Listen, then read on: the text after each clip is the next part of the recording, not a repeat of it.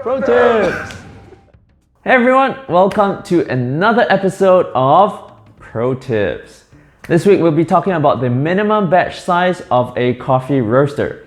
Now of course this is going to vary from roaster to roaster. So what I'm going to do is give you some general guidelines and also the factors to consider when thinking about the minimum batch size of your coffee roaster. Now the first factor is of course the drum size or capacity of your coffee roaster, and the second factor to consider is the placement of the bean temperature probe inside your coffee roaster. Now the higher the placement of your bean temperature probe, the harder it is to roast smaller batches because there'll be less bean coffee mass that comes into contact with the bean temperature probe. The lesser contact with the bean mass would mean that the bean temperature probe would give you a less accurate result of the temperature of the bean surface, and it will be more heavily affected by the hot air roasting in the drum. So the general rule of thumb is 40% of the max capacity of your coffee roaster. So for example, if you're roasting on a 1 kg coffee roaster, you might charge at a minimum of 400 grams, which is 40% of 1 kilo. If you choose to roast less than 40%, you have to understand that the bean probe would generally give less accurate results, and you have to rely more on your visual and olfactory senses to determine and accurately assess the stages of roast that your coffee is going through and when to drop it out of the roaster to achieve the roast that you want.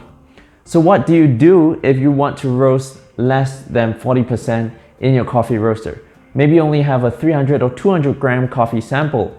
In this case, what you can do is to try and reduce the drum speed so that you can increase more of that bean coffee mass coming into contact with your bean temperature probe and reduce the airflow that's coursing through your coffee roaster so that it's less affected by the airflow and you get a little bit more accurate readings from your bean temperature probe. But it's still better not to rely on the information from the bean probe because it will not be 100% accurate. And if you're roasting less than 20% of your maximum capacity, no amount of reducing the drum speed or reducing the airflow is going to help your bean probe readings. You will have to solely rely on your visual and aromatic cues to assess the coffee and roast the coffee according to the information that you're getting through those cues. That's it for this week's Pro Tips. I hope you enjoyed the video, and if you want to learn more about coffee roasting, sign up for our Ultimate Coffee Roasting course. The beta registration is ending tomorrow. There's only 2 slots left. Beta testers get access to heavy discounts on the course and also exclusive one-on-one coaching with me and my roasting team. Don't miss out. The link is in the description below. Sign up now before they run out. And of course, don't forget to click the subscribe button below. Follow us on Instagram and Facebook, and we'll see you with more pro tips next week.